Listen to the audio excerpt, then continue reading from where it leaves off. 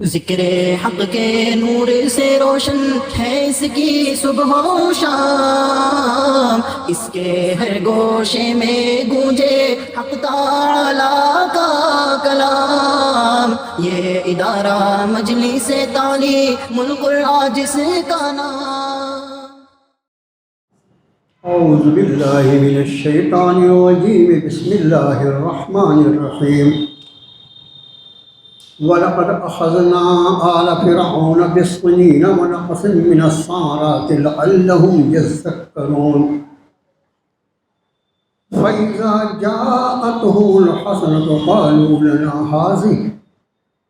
وَإِن تُصِبْهُمْ سَيِّئَةٌ يَطَّيَّرُوا بِمُوسَىٰ وَمَن مَّعَهُ ألا إنما طائرهم عند الله ولكن أكثرهم لا يعلمون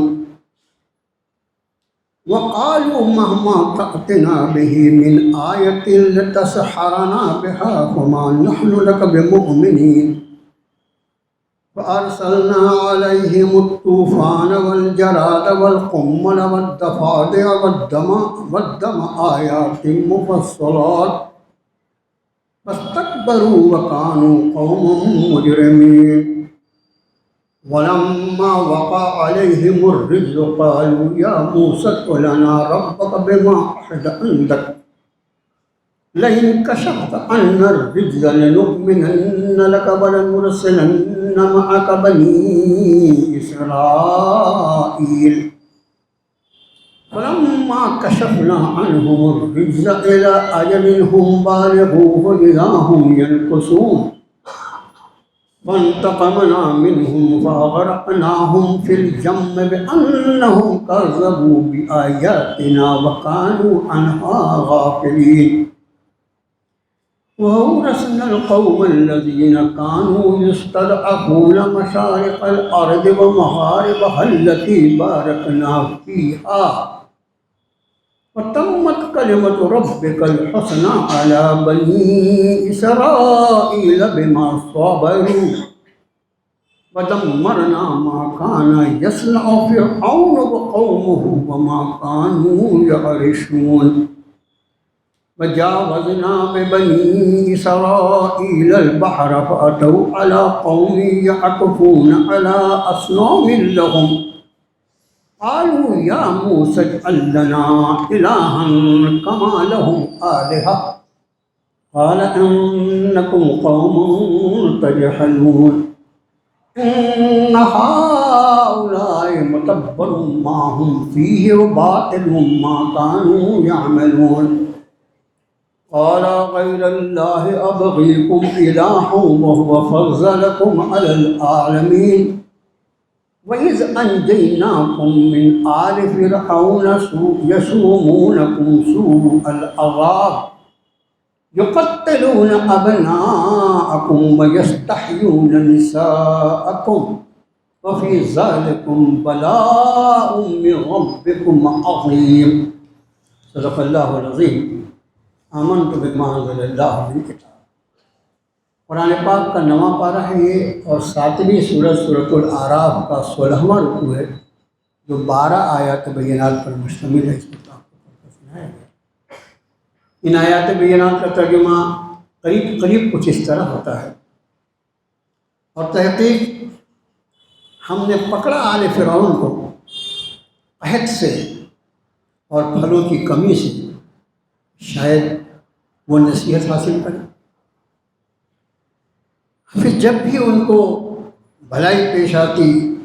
تو کہتے یہ تو ہمارے ساتھ ہونا ہی تھا، اور اگر ان پر کوئی مصیبت پڑتی تو حضرت موسیٰ علیہ السلام اور ان کے ساتھیوں کی بے برکتی اس کو بتاتے تھے۔ خبردار سنو، در حقیقت ان کی تقدیر اللہ کے قبضے میں ہے، لیکن اکثر وہ نہیں جانتے۔ انہوں نے کہا کہ آپ چاہے جتنی بھی نشانیاں لے آئیں، کہ آپ ان کے ذریعے ہم پر جادو کر دیں، ہم آپ پر ایمان لانے والے نہیں۔ پھر ہم نے بھیجا ان پر طوفان اور ٹڈی اور گھن کے کیڑے اور میںڈک اور خون، ساری الگ الگ نشانی، پھر بھی انہوں نے تکبر کیا اور وہ تھی ہی مجرم۔ جب ان پر عذاب آتا تو وہ کہتے ہیں موسیٰ ہمارے لیے اپنے رب سے دعا فرما دیجیے، اس حد کی وجہ سے جو اس نے آپ کو دے رکھا ہے، اگر آپ نے ہم سے اس تکلیف کو دور کر دیا نا، ہم ضرور ایمان لائیں گے آپ پر، اور آپ کے ساتھ بنی اسرائیل کو بھیج بھی دیں گے۔ اور جب ان سے وہ عذاب ہٹا لیا جاتا ایک مدت تک کے لیے جہاں تک انہیں پہنچنا تھا، وہ پھر اپنے وعدے کو توڑ دیتے۔ پھر ہم نے ان سے انتقام لیا، انہیں غرق کر ڈالا، انہیں دریا میں، اس لیے کہ انہوں نے تکذیب کی تھی ہماری آیتوں کی اور وہ ان سے غفلت برتی تھی۔ اور پھر ہم نے وارث بنایا ایک ایسی قوم کو اس ملک کے مشارق و مغارب کے، جس میں ہم نے بہت سی برکتیں رکھی تھی، ایسی قوم کو ہم نے ان کا وارث بنا دیا جو کچلے ہوئے تھے، دبائے ہوئے تھے۔ اور بنی اسرائیل پر آپ کے رب کے بھلے وعدے کی بات پوری ہوئی، اس لیے کہ انہوں نے صبر کیا تھا، اور ہم نے ہلاک کر ڈالا جو ساری کی ساری صنعتیں تھیں فرعون کی اور اس کی قوم کی، اور وہ جو اونچی اونچی عمارتیں اٹھاتے تھے۔ پھر ہم نے پار کر دیا بنی اسرائیل کو دریا کے۔ پھر وہ ایک ایسی قوم کے پاس آئے جو اپنے بتوں کے پاس دھیان لگا کے بیٹھے ہوئے، ان کو دیکھ کے کہنے لگے موسیٰ ہمارے لیے بھی ان کے جیسا ایک معبود بنا دو نا۔ حضرت نے فرمایا بڑی جاہل قوم ہے، یہ سب کا سب برباد ہونے والا ہے، اور جو کچھ وہ کر رہے ہیں سب کا سب باطل ہو جائے گا، بے نام و نشان۔ سے موسیٰ نے فرمایا کہ اللہ کے سوا تمہارے لیے کوئی اور معبود نہ ہو، جبکہ اس نے تمہیں فضیلت عطا فرمائی سارے جہانوں کا، جب اس نے تمہیں نجات دی آل فرعون سے کہ وہ تمہیں بہت ہی بری تکلیف پہنچاتے تھے، اور تمہارے بیٹوں کو قتل کر دیتے تھے، تمہارے بیٹیوں کو زندہ چھوڑ دیتے تھے، اور اس میں تمہارے لیے تمہارے رب کی طرف سے زبردست آزمائش۔ یہ ہے ان 12 آیات بینات کا ترجمہ جو 16ویں رکوع کی آیتیں ہیں۔ یہ وہ رکوع ہے جو پچھلے رکوع سے مضامین چل رہے ہیں، پچھلے کئی رکوع سے۔ جناب موسیٰ کلیم اللہ اللہ کے وہ نبی ہیں جن کے واقعات کو قرآن نے سب سے زیادہ بیان کیا،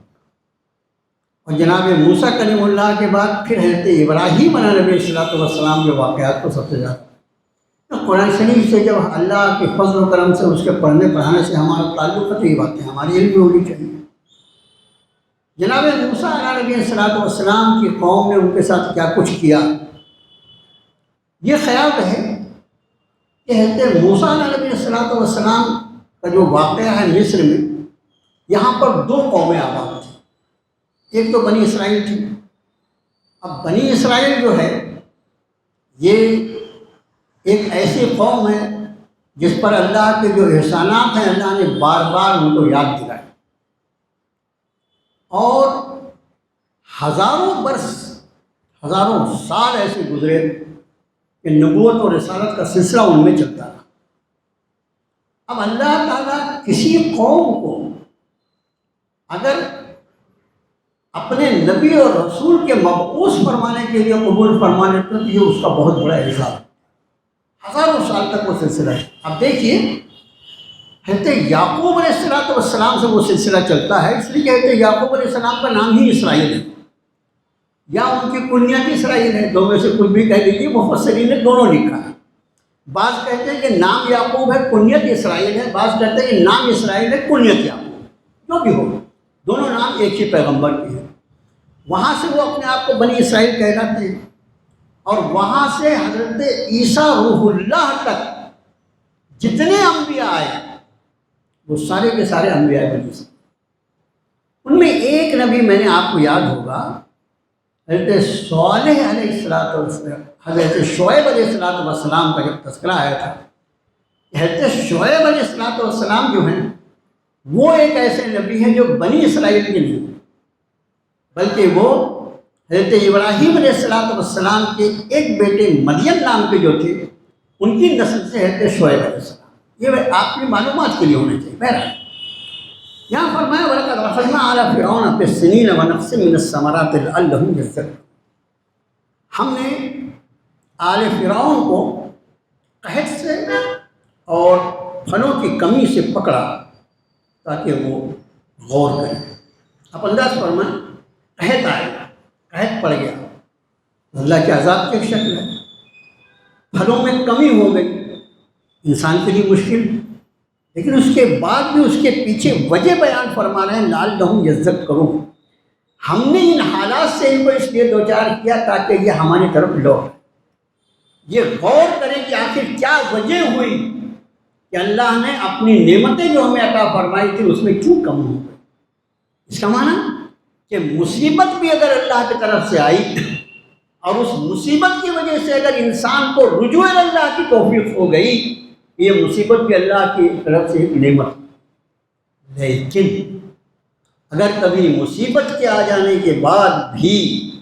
آدمی کو رجوع اللہ کی توفیق نہیں ہوتی تو اس کو استدراج کہا جاتا ہے، تو بہت ہی خطرناک چیز ہے۔ اسی صورت شریفہ کے آخری سے پہلے والے رکوع میں اس کا تذکرہ آئے گا، اگر اللہ نے موقع دیا تو اس وقت تذکرہ۔ اب اس کے بعد فرمایا وَإِذَا جَاءَتْهُمُ الْحَسَنَةُ قَالُوا لَنَا هَٰذِهِ، جب ان کے ساتھ بھلائی کا معاملہ ہوتا تو کہتے یہ تو ہمارے ساتھ ہونا ہی تھا، یہ تو ہمارا حق تھا۔ وَإِن تُصِبْهُمْ سَيِّئَةٌ، اور اگر کوئی تکلیف پہنچتی تو يَطَّيَّرُوا بِمُوسَىٰ وَمَن مَّعَهُ، یہ سنیں، اگر کوئی تکلیف کے حالات آتے، سخت حالات آتے، عذاب کی جس کیفیت پیدا ہوتی، اس کے لیے کہتے کہ معاذ اللہ ثم معاذ اللہ، یہ جناب موسیٰ اور ان کے ساتھیوں کی بے برکتی ہے۔ میں بے برکتی کا لفظ بہت احتیاط سے استعمال کر رہا ہوں، اکثر مترجمین نے یہاں پر لفظ نحوست استعمال، لیکن پیغمبر کے لیے وہ لفظ استعمال کرتے ہوئے ڈر لگتا ہے، اس لیے میں بے برکتی۔ میرے بھائیو، ہمیں اللہ نے ایک ایسا دین دیا ہے کہ جس میں اس طرح کے بکھیڑوں سے جو انسانی عقل کی اختراع ہے اللہ نے پوری طرح ہمیں نہیں کیا، اور اس کی وجہ سے ہم کتنی خیریت سے ہیں اس کا ہمیں احساس اور انداز نہیں۔ کسی بھی چیز کا بے برکت ہونا، اس کا منحوس ہونا، شریعت اسلامی کے نقطۂ نظر سے، جیسے عام طور سے ہمارے دین، تاریخ، اللہ معاف فرمائے مشرکوں کے درمیان رہتے رہتے مسلمان بھی اس سے متاثر ہو۔ ہمارے ابھی شادی کی دن تاریخ اگر طے کرنا ہے تو وہ بڑا سا کیلنڈر لے کے بیٹھتے ہیں اور اس میں وہ دیکھتے ہیں، علم نجوم کے جو جاننے والے ہیں وہ ہر مہینے میں 2-3 ایسی تاریخیں لکھتے ہیں کہ قمر در اقرب، قمر در اقرب، قمر در اقرب کا مطلب ہوتا ہے اقرب یعنی بچھو، اور قمر یعنی چاند، چاند بچھو کے دروازے پر۔ کیا بےہودی بات ہے۔ اور یہ اس طرح کے جو یہ بدعتیوں کے اور اس طرح کے بےہودہ قسم کے آج بھی لوگ لے کے بیٹھتے ہیں۔ بہت لوگ ایسے بیٹھتے ہیں، ہم کو منگل نہیں چلتا، ہم کو بدھ نہیں چلتا، ہم کو فلاں نہیں چلتا۔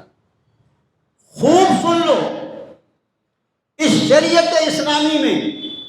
اصل چیز جو ہے وہ تقویٰ اور پرہیزگاری اور حسن عمل ہے۔ اگر آدمی حسن عمل اور نیک اعمال کا کرنے والا ہے تو اس کا ہر لمحہ جو ہے وہ بابرکت ہے، اور اگر وہ رمضان کے مہینے میں رہ اگر خدا نہ خواستہ وہ اللہ کی نافرمانی کرتا ہے تو اس کی نافرمانی بے برکت ہے۔ ہمارے اعمال بے برکت ہوتے ہیں، ہم اس کو دلوں کے اوپر، تاریخوں کے اوپر اور لوگوں کے اوپر ڈالتے ہیں۔ شادی ہوئی، کوئی بچی آئی، ابھی اللہ کی لکھی ہوئی تقدیر ہے، کسی کے آنے کے بعد کسی کا انتقال ہو گیا، اس خاتون کے ساتھ جوڑ دیا اس کو، اس کے قدم ایسے بے برکت ہے کہ اسی وجہ سے موت ہو گئی۔ شرم نہیں آتی مسلمانوں کو ایسی بات کہتے ہیں؟ جو تقدیر پر بھروسہ کرتا ہے، وَالْقَدْرِ خَيْرِهِ وَشَرِّهِ مِنَ اللَّهِ تَعَالَىٰ، ہم اس پر ایمان رکھتے ہیں کہ ہمارے لیے کوئی خیر اور کوئی شر کا فیصلہ وہ اللہ کی طرف سے ہوتا ہے، میرے رب کے سوا کسی کا فیصلہ چلتا نہیں۔ اس لیے کوئی چیز کوئی وقت، کوئی دن، کوئی مقام کچھ بے برکت۔ اگر بے برکت کوئی چیز ہے تو وہ ہے گناہ، اللہ کی نافرمانی۔ اگر آدمی مسجد میں رہ کے بھی اللہ کی نافرمانی کرو تو کیا معمولی بات ہے؟ معمولی بات ہے کہ مسجد میں اللہ کی نافرمانی کرتا ہے تو کیا خدا نہ خواستہ اگر کوئی مسجد میں گناہ کا کام کرے تو اس کو مسجد کے ساتھ جوڑیں گے؟ ارے اس کا ذاتی فعل ہے، یہ اس کی خود کی نحوست ہے، بدقسمتی ہے، بدنصیبی ہے، یہ اس کے لیے ذلت کا فیصلہ ہے کہ اللہ کے گھر میں رہ کے نافرمانی کرتا ہے۔ اور پھر آخری بات عرض کر دوں کہ یہ تو وہ امت مسلمہ ہے جس کے لیے جناب نبی کریم صلی اللہ علیہ وآلہ وسلم کی برکت سے اللہ نے ہمیں جو خصوصیات عطا فرمائی ہیں جو کسی قوم کو نہیں دی، ان خصوصیات میں سے ایک خصوصیت جیسے ایک ہی ابھی تذکرہ، 6 ہیں وہ، لیکن ایک کا تذکرہ کرتا ہوں۔ آپ نے فرمایا اللہ نے میری امت کے لیے اپنی ساری زمین کو مسجد بنا دیا۔ ہمارے سوا، مسلمانوں کے سوا آپ کسی یہودی اور کسی نصرانی کو ریل میں نماز پڑھتے ہی دیکھیں گے، آپ پلیٹ فارم پہ نماز پڑھتے، ہوائی اڈے پہ نماز پڑھتے، ان کو ہے ہی نہیں، ان کی اجازت ہی نہیں ہے۔ تو سلام ہو جناب رسول اللہ صلی اللہ علیہ وسلم ذات علی پر کہ ان کی برکت سے ہمارے لیے پوری زمین مسجد بنا دی گئی۔ ہم گھر میں نماز پڑھنا چاہیں گھر میں پڑھنا، گھر میں پڑھیں، اسٹیشن میں پڑھیں، جہاں دکان میں پڑھیں، مکان میں پڑھیں، بازار میں پڑھیں، جہاں اللہ نماز کا وقت لا دے توفیق دے دے وہاں نماز پڑھیں۔ تو جب پوری زمین مسجد ہے اس میں نحوست کہاں سے آئے؟ سوچیے، ایسی بات ہے نا کہ پوری زمین مسجد، نحوست کہاں سے آئے؟ نحوست ہوتی ہے آدمی کی بدعملی۔ اب اس کے بعد جب حضرت وہ کہتے کہ معاذ اللہ کوئی تکلیف پہنچی تو کہتے یہ حضرت موسیٰ اور ان کے ساتھی الا انما طائرہم عند اللہ۔ تو طائر جو لگا نا پیر سے بنا ہے، طائر کہتے ہیں پرندے کو۔ اب یہ لمبی ایک بحث ہے، اس کو طائر کیوں کہا جاتا ہے اور اس کا ان کا کیا عقیدہ ہوا تھا مشرکین کا۔ یہاں پر اللہ تعالیٰ نے فرمایا کہ یاد رکھو کہ تقدیر سب کی اللہ کے پاس، اللہ کے قبضے قدرت، تقدیر اللہ کے ہاتھ میں ہے، اس کے دست قدرت میں ہے، ولیکن اکثرهم لا، لیکن ان کی اکثریت جانتی۔ آگے فرمایا وہ یہ کہتے تھے کہ تم کتنی بھی نشانیاں لا دو ہمارے لیے، لتسحرنا، تاکہ تم ہم پر جادو کر دو، بہا ان سے، وما نحن لک بمؤمنین، ہم تم پر ایمان لاتے۔ یعنی معجزات جو تھے ان کو معاذ اللہ، کیونکہ جادو کا دورہ تھا تو معجزات کو وہ جادو سمجھتے۔ اب آگے کی آیت شریف میں فرمایا ارسلنا علیہم الطوفان والجراد والقمل والضفادع والدم آیات مفصلات۔ یہ ایک ہی جگہ یہ مضمون آیا ہے۔ اور پھر ہم نے ان پر بھیجا طوفان۔ طوفان کی حقیقت کیا ہوتی ہے 2 دن پہلے ناگپور کمپنی والوں نے دیکھ لیا۔ گھنٹہ، سوا گھنٹہ، 1.5 گھنٹہ بارش ہو جائے موسلا دھار تو بھاگتے جگہ نہیں ملتی۔ سارے گپ شپ والے جو دعوے تھے وہ سب کے سب مٹی میں مل گئے اور پورا شہر پانی پانی ہو، 1.5 گھنٹے کے بعد۔ اس طوفان کے بارے میں مفسرین نے لکھا کہ 7 دن تک مسلسل سورج ان کو دیکھنے کو ملے گی، 7 دن تک سورج کھلی نہیں اور لگاتار بارش ہوتی رہی۔ کیا حال ہوا ہوگا؟ والجراد، جراد کہتے ہیں ٹڈی کو۔ یہ لفظ اس کے پہلے بھی آیا ہے، میں نے اس کی تشریح کی کہ ٹڈی جو ہوتی ہے یہ وہ ان 2 حلال چیزوں میں سے، حدیث شریف کی روشنی میں یاد رکھیے کہ 2 ایسے خون ہیں جو حلال کیے گئے ہیں، اس میں 2 ایسے جاندار ہیں جنہیں بغیر ذبح کیے مسلمان کھا سکتا ہے۔ ایک تو مچھلی ہے سمندر میں، اور فضاؤں میں اڑنے والی ٹڈی۔ یہ ٹڈی بڑی بڑی ہوتی ہے، ہمارے ہاں اللہ کا شکر ہے کہ ہم لوگوں نے اس کو دیکھا نہیں اور دیکھنے کی کوئی ضرورت بھی نہیں ہے۔ بہت ساری ایسی چیزیں دیکھنے کا شوق بھی نہیں ہو رہا، دیکھے تو بہت پریشانی ہو جائے۔ وہ ٹڈی جو ہے وہ اللہ کی ایسی مخلوق ہے کہ جس طرح اس کو وہ بھیج دیتے ہیں وہ ہزاروں لاکھوں کی تعداد میں ہوتی ہے، اور جس کھیت پہ گئی وہ کھیت کو چٹ کر رہے ہیں، جس چیز پہ سے گزرے اس کا ستیہ ناش کر۔ اب یہ ٹڈیوں کا غول آ گیا اور یہ جتنے عذاب ہیں ان کے بارے میں ایک بات ذہن میں رکھیے، مفسرین نے لکھا کہ یہ جو عذاب تھے یہ 7 دن تک رہتے تھے، اور اس کے بعد آگے جو ان کا کہنا ہے وہ حضرت موسیٰ سے دعا کرواتے تھے، اور حضرت موسیٰ کلیم اللہ دعا فرماتے تھے، حضرت کی دعا سے اللہ تعالیٰ اس عذاب کو ٹال دیتا تھا، اور پھر وہ وعدہ خلافی کرتے تھے، جو ایمان لانے کی وعدہ کیا ہے اور بنی اسرائیل کو چھوڑ دینے کا جو وعدہ کیا تھا اس کو پلٹ۔ یہ کیفیت کتنے دن رہی؟ امام قرطبی رحمۃ اللہ علیہ لکھتے ہیں کہ 20 سال تک رہی ہے کیفیت۔ 1 ہفتے کا عذاب، جناب موسیٰ کلیم اللہ کی دعا سے اس عذاب کا ٹل جانا، اور اس کے بعد پھر ان کا وعدہ خلافی کرنا، اور 1 مہینے کے بعد پھر سے اسی طرح کا عذاب اوپر آ جانا۔ اب آپ انداز فرمائیں کہ وہ بار بار وعدہ خلافی کرتے ہیں، لیکن نبوی اخلاق یہ ہے کہ جناب موسیٰ کلیم اللہ نے 1 مرتبہ نہیں فرمایا، پچھلی مرتبہ تم نے دعا کروائی تھی نا اور وعدہ خلافی کر گئے، اب میں دعا نہیں کرتا۔ ایسا نہیں ہوا، یہ پیغمبرانہ اخلاق کے خلاف۔ تو فرمایا پہلا طوفان، ہم نے آفت جو ان پر عذاب بھیجا وہ طوفان کا تھا 7 دن تک، والجراد اور ٹڈیوں کا، والقمل۔ قمل جو ہے اس کا ترجمہ الگ الگ ترجمہ نگاروں نے کیا ہے، میں نے جو ترجمہ اختیار کیا وہ گھن کے کیڑے ہیں، جس کو دیمک بھی آپ کہہ سکتے ہیں، اور بعض نے اس کا ترجمہ جوں کیا ہے، اور بعض نے اس کا ترجمہ کھٹمل کیا، لیکن زیادہ لوگوں نے جو ترجمہ اختیار کیا ہے وہ گھن کا کیڑا ہے۔ دیکھو یہ گھن کا کیڑا اتنا خطرناک چیز ہے، خاص طور سے جن لوگوں کا کاغذ کا کاروبار ہوتا ہے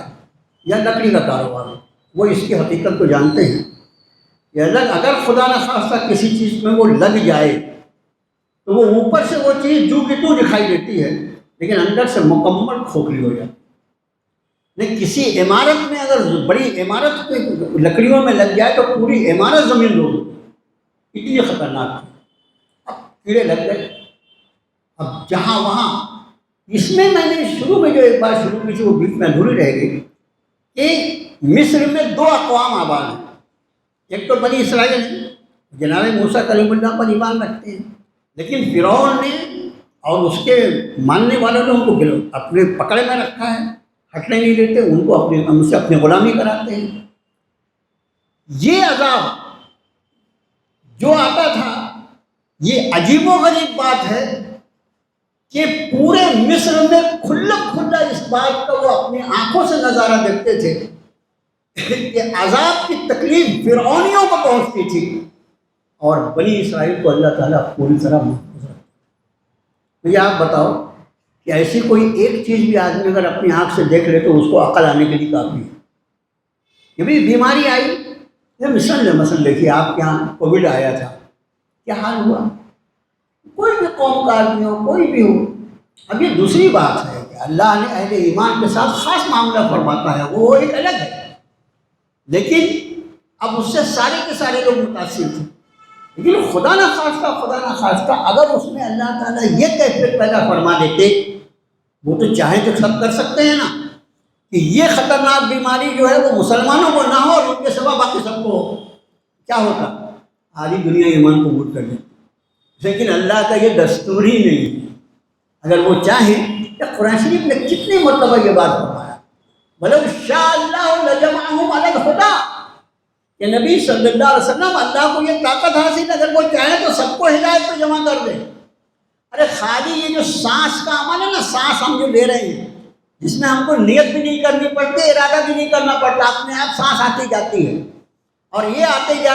جاتے کب رک جائے اس کو اللہ کے سوا کوئی جانتا نہیں، اور ہم کو اس کا احساس نہیں ہے۔ صرف اس سانس لینے کے عمل کو اگر اللہ اہل ایمان کے لیے مخصوص کر دیں تو ظاہر ہے کہ بقیہ جتنے لوگ ہیں زمین پہ سب کے سب ایمان لائیں، لیکن اللہ کا مشیت یہ نہیں، ان کا تو معاملہ یہ ہے وَمَنْ شَاءَ فَلْيُؤْمِنْ وَمَنْ شَاءَ فَلْيَكْفُرْ، کھلی آزادی دے رکھی ہے۔ ابھی حضرت نے جو نماز میں سورہ شمس پڑھی، سورہ شمس جو پڑھی، فَأَلْهَمَهَا فُجُورَهَا وَتَقْوَاهَا، ہم نے اس پر بھلائی اور گناہ دونوں کا الہام کر دیا ہے، انسان کو سمجھا دیا ہے کیا خیر ہے کیا شر ہے۔ وَأَلْهَمْهَا فُجُورَهَا وَتَقْوَاهَا قَدْ أَفْلَحَ مَنْ زَكَّاهَا وَقَدْ خَابَ مَنْ دَسَّاهَا۔ جس کسی نے اپنے آپ کو سنوار لیا وہ کامیاب ہو گیا، اور جس نے اپنے ضمیر کی آواز کو دبا دیا وہ مکمل نہ۔ میرے بھائیو، اللہ کا معاملہ جو ہے وہ اس زمین پر سارے انسانوں کو جس آزمائش میں مبتلا فرمایا ہے اس میں یہ آزادی دی ہے کہ فمن شاء فلیؤمن، جو چاہے وہ ایمان لے آئے، ومن شاء فلیکفر، جو چاہے وہ انکار کر دے۔ اس وجہ سے ایمان لانے والے کو ایمان کی جزا دی جائے گی،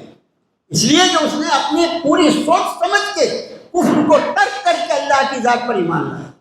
اور غیر مومن جو ہے اس کو اس کی سزا دی جائے گی، اس کو پوری آزادی حاصل تھی، اس نے اپنی آزادی کے اختیار کو استعمال کر کے ایمان کو چھوڑ کر اس کو کفر اختیار کیا۔ اس لیے مومن کا مومن ہونا اس کے پورے ارادے کو دخل ہے، اس لیے اس کا ایمان قابل اعزاز ہے، اس کا ایمان جو ہے وہ اس کے لیے قابل نجات ہے اور نجات کا سبب ہے۔ اور کافر نے اپنا کفر جو اختیار کیا ہے اسی زمین پہ رہ کے، اس نے کھلی آنکھوں سے اللہ کی آیتوں اور نشانیوں کو دیکھا ہے، اس کے بعد بھی اس نے کفر کو اختیار کیا ہے، اس کے لیے اس کے کفر و کفر سزا ہونا ضروری۔ اب یہاں فرمایا کہ پہلا طوفان، اس کے بعد ٹڈی، والقمل، یہ گھل کے کیڑے، والدفاتر، دفاتر درد جو ہے اس کا مطلب ہوتا ہے میڈک۔ میڈک کا عذاب جب ان پر آیا، یہ ہوا کہ میڈک کے رہنے کی جگہ جو ہے دریا ہے نا، دریا میں اس کے آزو بازو کنارے میں بارش کے دنوں میں جو جہاں پانی جمع ہوا وہ ٹٹ ٹٹ ٹٹ بیچارے کرتے رہتے ہیں۔ لیکن یہ میڈک اگر آبادی میں گھس آئیں تو، یہ میڈک آبادی میں گھس آئیں، اور آبادی میں بھی آنے کے بعد خالی سڑکوں پر نہیں چلے، گھر میں گھس جائیں، اور گھر میں بھی ہر سامان میں، چاول کے ڈبے میں، دال کے ڈبے میں، کپڑے کے باکس میں، تجوری میں، اور پھر اس پر بھی نہیں،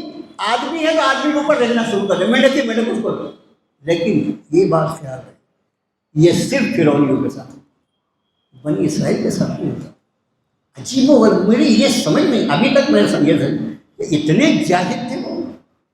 کہ ایک کھلا معاملہ دیکھ رہے ہیں کہ اللہ نے ان لوگوں کو بڑی احسان فرمایا کہ اس کو اس کی سزا سے بچا کے رکھا ہے، اور مجھے اس میں مبتلا کیا ہے، سوچنے کا تیار ہے۔ میڈک کا عذاب۔ اب اس کے بعد فرمایا دم، دم کہتے ہیں خون۔ ہمارے یہاں جو حج اور عمرے میں دم دم دم کا لفظ ہوتا ہے نا، تو دم کا اصل دم جو کہتے ہیں وہ کسی چیز پر، اس پر قربانی واجب ہو جائے۔ عام حالات میں تو چھوٹی قربانی رہتی ہے، بکرے کی، گائے کا ایک حصہ۔ ایک دو ایسے حالات ہیں جس میں بدلہ دینا پڑتا ہے، پورے اونٹ کی قربانی، بہت خطرناک مسائل ہیں۔ بہرحال تو دم لفظ جو ہے اس کا مطلب یہ خون ہوتا ہے۔ یہ خون کا عذاب جب ان پر آیا تو اللہ نے ان کے ساتھ یہ معاملہ کیا کہ پورا پانی جو تھا ان کے پانی کو خون میں بدل دیا۔ دیکھو میرے بھائیو، تو ہمارا آپ کا ایمان ہے الحمدللہ، وہ قادر مطلق ہے، ان کے احسانات کا سلسلہ مسلسل چل رہا ہے، ہمیں ان کا شکر گزار ہونا چاہیے، ورنہ وہ جب جس چیز کی حیت کو چاہے تبدیل کرے۔ تو اب انہوں نے یہ فیصلہ فرمایا کہتے حق نے کہ فرعونیوں پر ان کے پانی کو اللہ نے خون میں بدل دیا۔ یہ حال مفسرین نے جو اس کی تفصیل لکھی ہے کہ ایک گلاس میں پانی، اچھا پانی جو ہے وہ آدمی کی کتنی استعمال کی چیز ہے؟ سب سے زیادہ اہم استعمال جو ہے اس کا پینا ہے، کھانا بنانا ہے، کپڑے دھونا ہے، نمازی کے لیے اس سے بھی زیادہ اس کی طہارت، وضو، غسل وغیرہ۔ ایک گلاس پانی یہ بنی اسرائیل کے ہاتھ میں ہے تو وہ پانی ہے۔ اب یہ فرعونی جو ہے پڑوس میں رہتا ہے نا، سب ملی جلی آبادی ہے، پڑوس میں رہتا ہے، بھائی تو ایسا کر دے پانی مجھے دے دے، اپنے ہاتھ سے تو پانی دے دے، تیرے ہاتھ میں پانی رہتا ہے۔ اس نے گلاس اٹھایا اور فرعونی کے ہاتھ میں دیا، فرعونی کا ہاتھ لگا اور اس گلاس کا پانی پھول گیا۔ یہاں تک ہوا، مفسرین نے لکھا یہاں تک ہوا کہ جب وہ تنگ آ گیا، خون پینے کی چیز تو ہے نہیں، پیاس بجھانے کی چیز ہے نہیں، ضرورت کو پورا کرنے کی چیز نہیں ہے، یہاں تک کہ انہوں نے کہا اچھا ایسا کرو، یہ اپنے ہاتھ سے ہم کو پانی پلا دو، پیاس سے ہمارا دم نکل رہا ہے، مر جائیں گے ہم۔ تو اس نے بنی اسرائیل کا جو شخص تھا اس نے اس کے منہ میں گلاس لگایا اور وہ پانی اس کے منہ میں جاتے ہی خون یہ آپ انداز نہیں کر سکتے کہ کن سخت حالات سے رہے۔ اب ایک ہفتے تک یہ ان کی نہریں، اب جتنا پانی ان کے گھر میں ہے، پانی کا ایک اسٹاک ہوتا ہے نا اپنے گھر میں، ان کی نہریں جو ان کی نہریں ہیں وہ خون، ان کے گھر میں پانی کے گھڑے بھرے ہوئے ہیں، پانی کے برتن بھرے ہوئے ہیں وہ خون، اور اسی کے بازو میں بنی اسرائیل کے گھر میں جو ہے پانی پانی ہے، وہ آرام سے چین سے زندگی گزار رہا ہے۔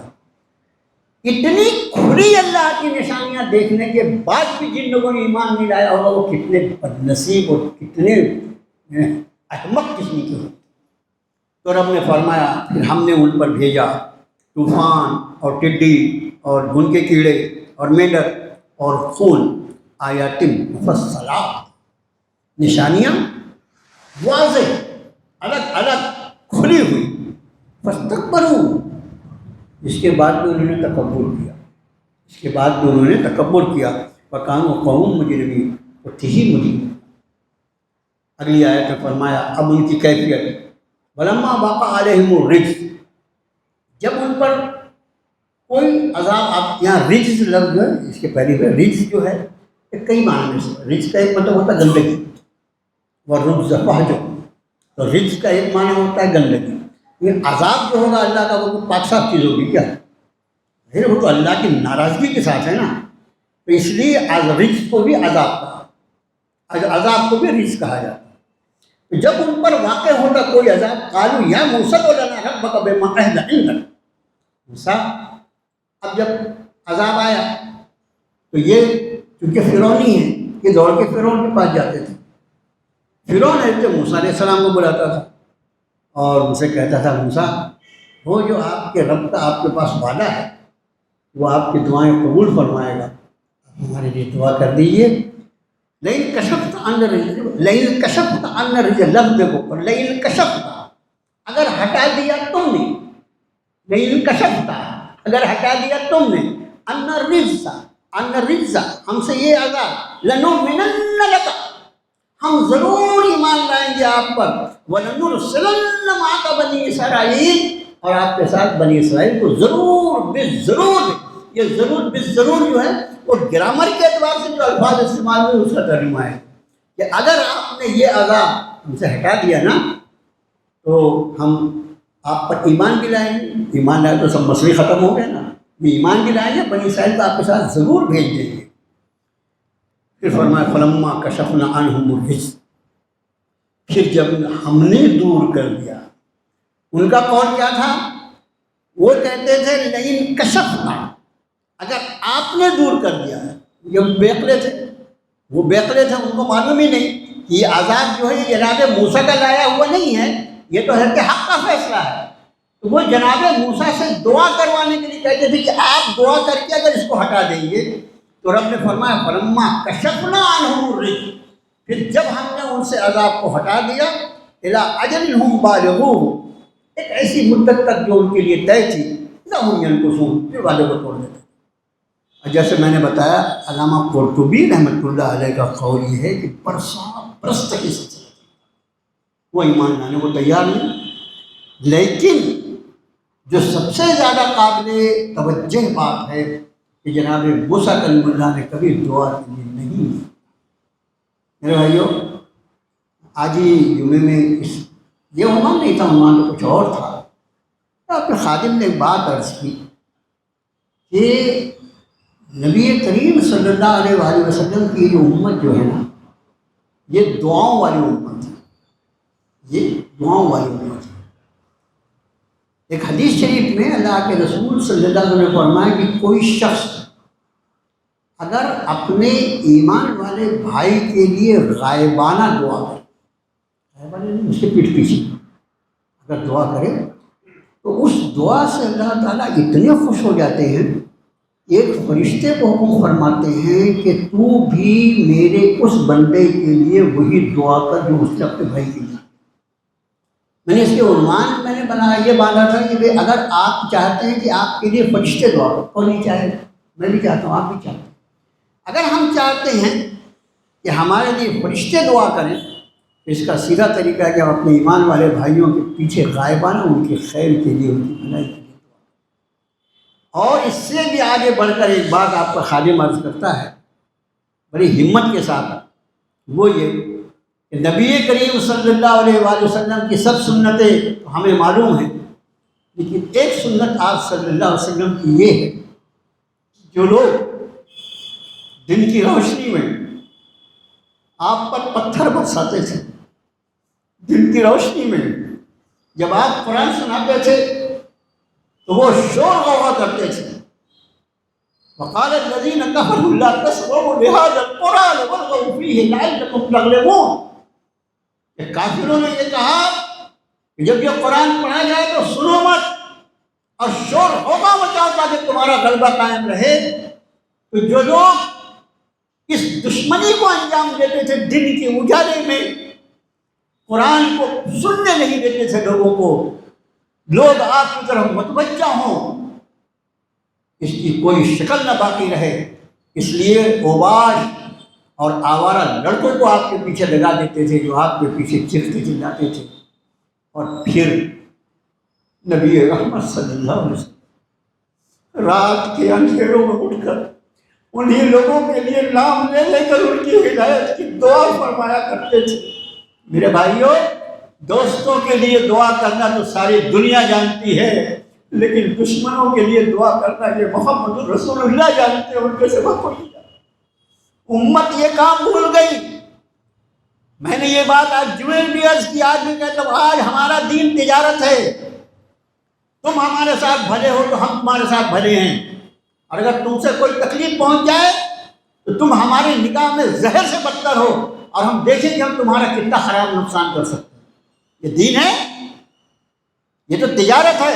کہ دکان پر گیا 40 روپے دیا 1 کلو شکر لے لیا، یہ لین دین ہے؟ ارے یہ ہم اس دین کے ماننے والے ہیں جس میں رب نے فرمایا لا تستوی الحسنۃ ولا السیئۃ ادفع بالتی ہی احسن. برائی اور بھلائی ایک جیسی نہیں ہو سکتی، تم ہمیشہ برائیوں کو بھلائیوں سے ہٹاؤ. تو بات دعا کی آئی تو آپ کے خادم نے عرض کیا کہ اپنے والوں کے لیے، اپنوں کے لیے ان کی غائبانہ دعا یہ ہمیں فرشتوں کی دعا کا مستحق بنائے گی، اور اپنے دشمنوں کے لیے جو ہمارے دشمن اور مخالف ہیں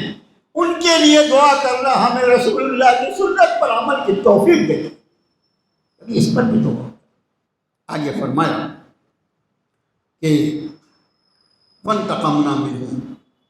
پھر ہم نے ان سے انتقام لیا، ان سے بدلہ لیا. وَأَغْرَقْنَاهُمْ، اور پھر ہم نے انہیں غرق کر دیا فی الیم، دریا میں. بِأَنَّهُمْ كَذَّبُوا بِآيَاتِنَا وَكَانُوا عَنْهَا غَافِلِينَ، ہماری آیتوں کا انکار کرتے تھے، اس سے غفلت برتتے تھے. اور اس کے بعد وَأَوْرَثْنَا الْقَوْمَ الَّذِينَ كَانُوا يُسْتَضْعَفُونَ مَشَارِقَ الْأَرْضِ وَمَغَارِبَهَا الَّتِي بَارَكْنَا فِيهَا. اور پھر ہم ایسی قوم کو جو کچلے ہوئے تھے، یعنی بنی اسرائیل، جب فرعون غرقاب ہو گیا، فرعون ڈوب گیا، تو ظاہر ہے مصری، فرعون اکیلا تھوڑی ڈوبا، پورے اپنے لشکر کے ساتھ ڈوبا نا. جب وہ ڈوب گیا اب مصر کس کا؟ بنی اسرائیل کا.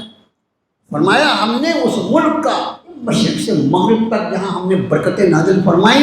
اس کا وارث اس قوم کو بنا دیا جو کچلے ہوئے تھے، جو کمزور سمجھے جاتے تھے. اس آیت شریفہ کی روشنی میں مفسرین لکھتے ہیں یہ اللہ کی سنت مبارکہ ہے کہ کوئی کتنا بھی ظالم ہو، کوئی اپنے وقت کا فرعون کیوں نہ ہو. اچھا فرعون جو اپنے وقت کا ہوگا، جیسے اس وقت کا جو فرعون تھا جس کا واسطہ ہے کہ موسیٰ علیہ السلام اور بنی اسرائیل سے ہوا تھا، اس وقت کی جو جدید ترین جو چیزیں ہوتی تھیں وہ اس کے پاس تھی. جدید ترین اسلحہ،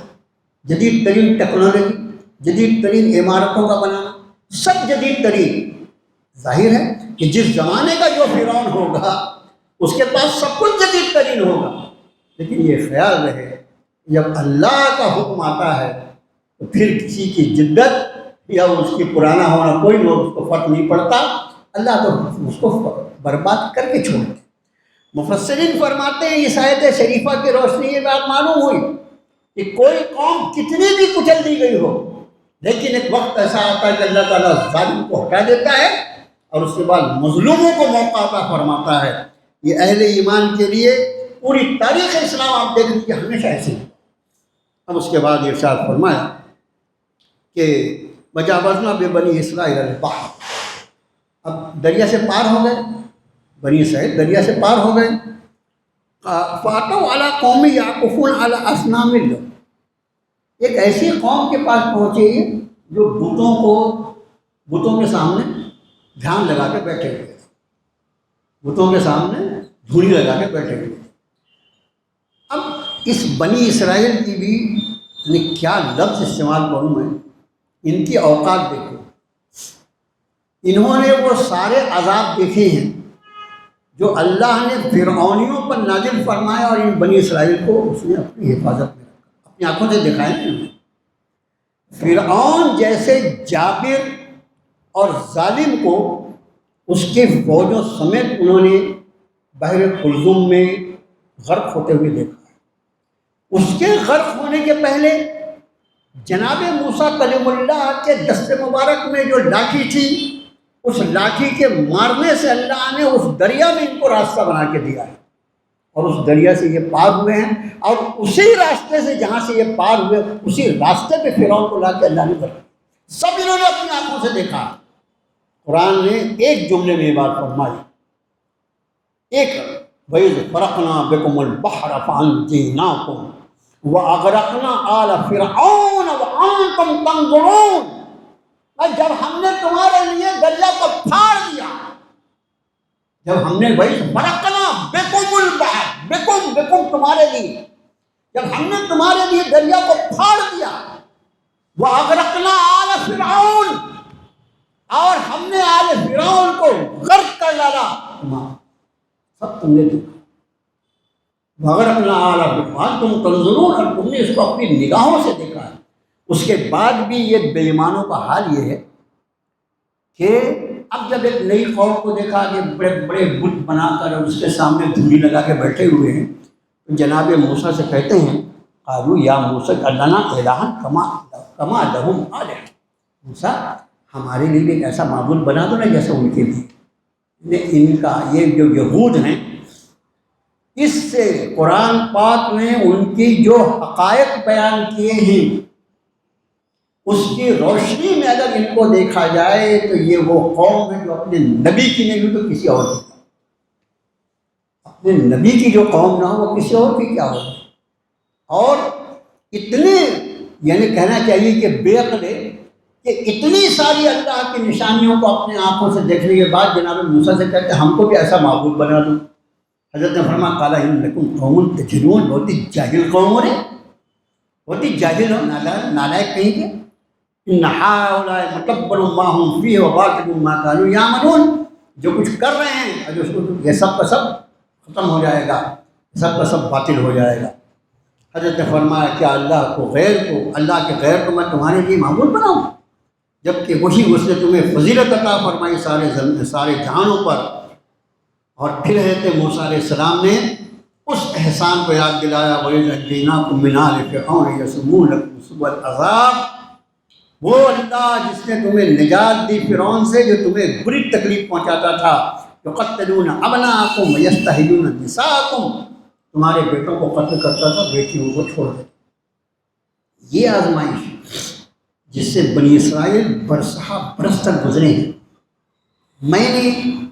جیسے ہٹلر کا معاملہ جو تھا وہ یہودیوں کا ایک نمبر کا دشمن تھا، اور اس نے لاکھوں لاکھ یہودیوں کو گیس چیمبر میں ڈال کے مارا۔ پھر اس کے بعد ہٹلر کیسے مارا یہ آپ کو معلوم نہیں، ہٹلر کیسے مارا؟ یہ ہٹلر جو کرتے ہیں نا،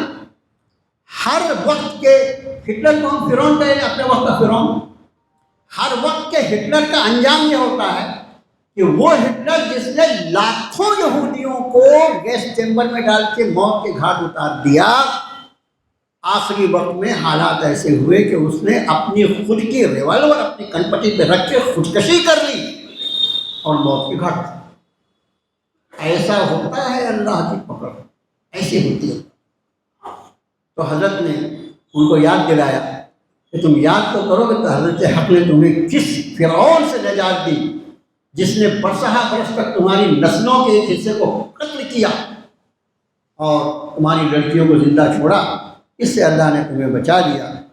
اس کے بعد بھی تمہارا حال یہ ہے کہ ابھی بھی شرک جو ہے وہ تمہارے ذہن میں گھسا ہوا ہے اور بتوں کو دیکھ کر تم کو بت پرستی سوچ رہی ہے۔ میرے بھائیوں، ان آیات بینات کی روشنی میں ایک حدیث شریف مفسرین نے نقل کی ہے کہ اللہ کے رسول صلی اللہ علیہ وآلہ وسلم نے اہل ایمان کو اہل کفر سے بہت دور کا فاصلہ رکھنے کا حکم فرمایا۔ تو حدیث شریف جو میں آپ سے عرض کروں اس میں آپ نے فرمایا کہ تمہارے اور مشرکوں اور کافروں کی بستیوں میں اتنا فاصلہ ہونا چاہیے کہ ایک دوسرے کی بستی میں اگر آگ جلائی جائے تو وہ دکھائی نہ دے، اتنا فاصلہ۔ اس کی وجہ اس لیے کہ انسان کی فطرت میں اپنے ماحول سے متاثر ہونا ہوتا ہے۔ اگر کفر اور شرک کے ماحول میں رہو گے تو اس کی پورا ممکن ہے یہ کہ تم اس سے متاثر ہو، اپنے آپ کو سدھرو۔ اور آج جو ہمارا ملا جلا ماحول ہے، ہماری اسکولیں، ہماری کالجز اور ہمارا دفتر اور سب کچھ ہمارا، اس کے بعد جو کچھ امت مسلمہ کے ساتھ ہو رہا ہے، میرے بھائیوں بہت قابل غور ہے۔ اب ظاہر ہے کہ ہم اپنی کالونیاں الگ بنائیں، یہ ممکن نہیں ہے یہاں پر عملی طور پر۔ اتنا ضرور کیا جا سکتا ہے کہ ہم اپنے گھروں کو اتنا محفوظ اسلامی قلعہ بنا دیں کہ ہمارے گھروں میں تربیت پانے والی ہماری اولاد، ہمارے بیٹے پوتے، ہمارے نواسے نواسیاں، ہمارا گھر جو ہو وہ اتنا اسلامی ماحول ہو کہ ان کے دل و دماغ پر، ان کے ضمیر کے اندر اسلام سرایت کر گیا ہو، اور اس کے بعد پھر وہ جس بھی ماحول میں ان کو جانا پڑے ان کا اسلام ان کے ہاتھ کو تھام کے رکھے کہ تو مسلمان ہے، تو پہلے مسلمان ہے، تو پہلے اللہ کا بندہ ہے، اور اس کے بعد جو کچھ ہے وہ۔ اس کے سوا ہمارے پاس کوئی راستہ، اس کے سوا فی زمانہ حالات کے اعتبار سے ممکن نہیں ہے یہ بات، لیکن اتنا ضرور کیا جا سکتا ہے کہ اپنی نسلوں کو اس درجے میں سچا پکا مومن اور مسلمان بنا دے کہ وہ چاہے جس بھی ماحول میں جائے اپنے ایمان اور اپنے اسلام کو سنبھال کے رکھے۔ وَلَا تَمُوتُنَّ إِلَّا وَأَنْتُمْ مُسْلِمُونَ، تمہاری موت نہ ہو مگر حالت اسلام۔ اللہ سے دعا ہے اللہ تعالیٰ ہمیں آپ کو اور پوری امت مسلمہ کو وہ دین عطا فرمائے جو اللہ کی بارگاہ میں قبول ہو جائے، ان اعمال کی توفیق عطا فرمائے جو اللہ کی بارگاہ میں قبول کر لیے جائیں۔ دنیا بھی اللہ کی، آخرت بھی اللہ کی، اور ہم گنہگار بندے بھی اللہ ہی کے ہیں۔